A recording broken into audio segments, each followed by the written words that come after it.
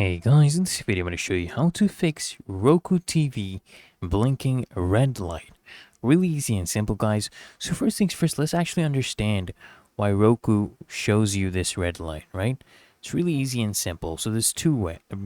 So reason number one is basically there's insufficient power to your Roku.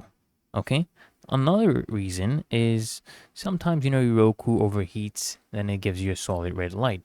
So one, of course, is insufficient power. So you can go ahead and use the default USB cable that came in with your Roku device.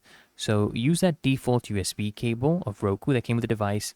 You can, of course, check the Roku box or just buy a new one from the Roku online store or any other retail platform. And sometimes there may be power, characteristics from your different power characteristics from your TV USB ports. So you can try connecting to a different USB port on your TV to solve the problem. Now, what you can also try doing, guys, is you can connect the power to power outlet. So if basically the USB is not able to provide adequate power, you can connect the Roku device straight to the power outlet using the adapter that actually came with it. So doing this directly would give you, direct power, and you should not have any insufficient power issues. Another thing, guys, is of course when your Roku is too hot, you'll get this warning message that your device is overheating. Okay, and at the upper right hand corner of the screen. Okay, this is what you do if this message pops up. You just unplug the power cable from your Roku, let it cool down, and what you can also do is find a cooler location for your Roku.